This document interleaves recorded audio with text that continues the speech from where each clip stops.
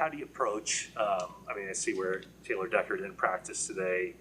I guess there's some question of who will be starting at the tackle positions and which ones. Do you just look at all these guys and just try to be prepared for anything? I'm pretty confident. I don't even know what's wrong with him, but I'm sure he'll be out there. I think it's a hand thing, so it would have to be pretty bad for him to not play, but I'm definitely preparing for him. Former teammate Joe Staley said that one of the things that impressed him about you was your technique coming in and how refined it was for a rookie. How were you able to sharpen your technique and work on those things while you're injured and away from actual full contact football? Obviously, it wasn't for a good amount of time, but just watching the game.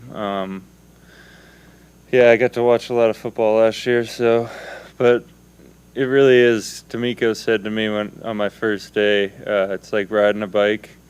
And, I mean, the first day I was out there, I was hitting moves that felt like I had been practicing for a while. So once you've taken as many reps as I have in college and the pros, you kind of comes back to you quick. Obviously, you need to rep it and make sure it's ready for the season, but it came back pretty quick for me.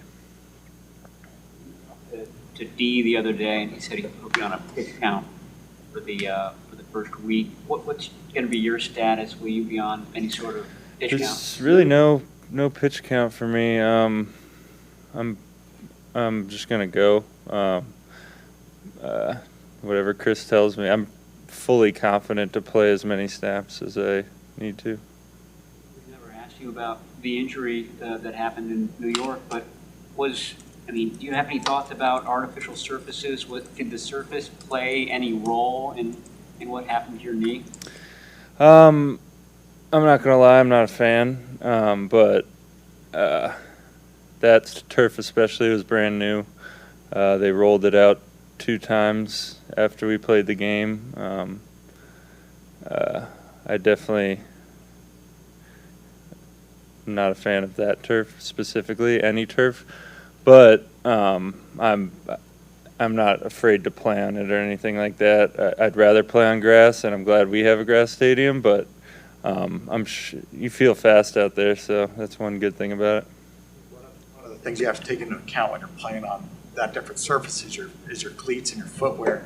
It looked like you've changed cleats a couple times in the last few days. Are you trying to figure out what you're going to wear Sunday? And how does that factor into for a guy coming off of an ACL trying to figure out what's best that can give you the best? I don't think cleats.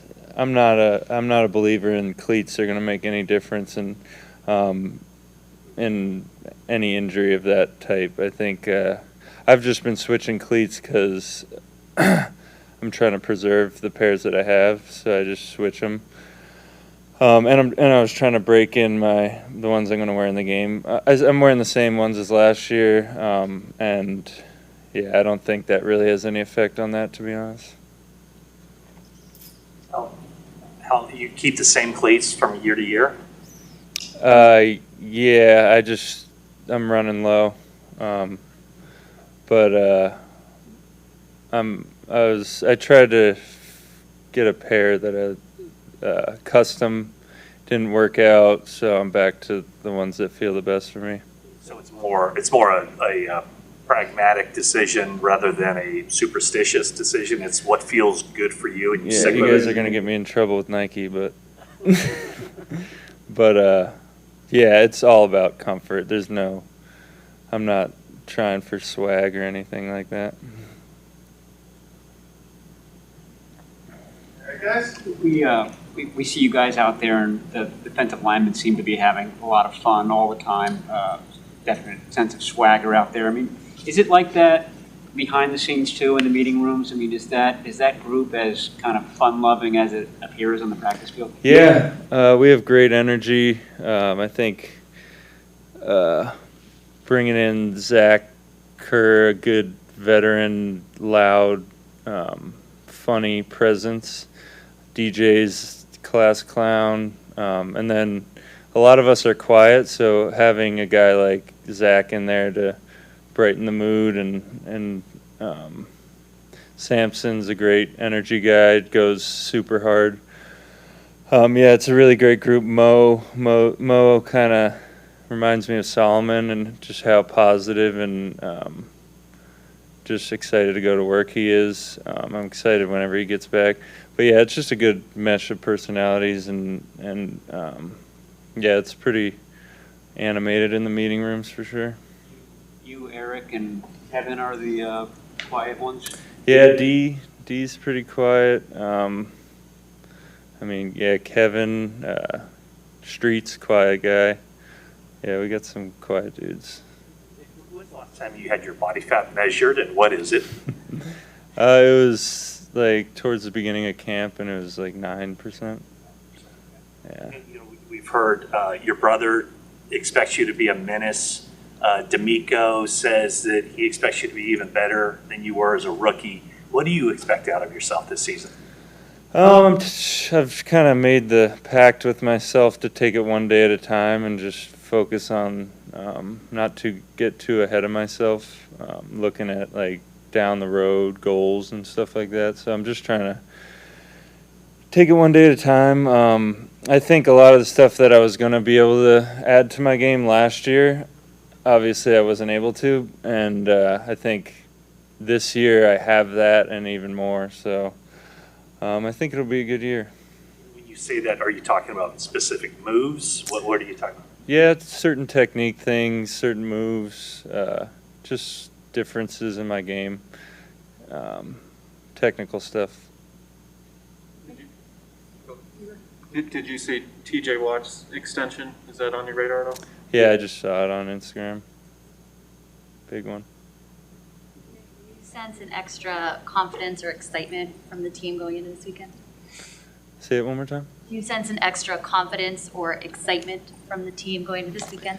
Yeah, it's been so long since I've prepared for a week, and I'm really excited about how the offense and the defense looks. I think we had 2 really good weeks, or 2 days of really good practice, a really good camp, and we have most of our guys out there for this week, and I think whenever that's the case, we're pretty dangerous. In training camp and getting your individual work in and then observing, what was the thing that kind of struck you about either the offense or the defense, just watching training camp unfold? Just competitive. Obviously, the depth we have at D-line, it was a little, we had a couple little things throughout the past couple weeks that have hurt our depth a little bit, but I think the depth of the D-line and the amount of, like, one group of D tackles rolls out and the same talent and the same explosion and effort comes in right after that. And then for defensive ends, when me and D are out of the game, you have Sampson and Arden, who are just really good athletes and talented guys. So it's just waves of guys that we didn't really have in 2019. And obviously last year we were hurt, so I just think it'll be tough for offenses when they have a fresh Sampson right after I come out of the game. Like, it's going to be difficult for tackles to deal with. Make sure you subscribe.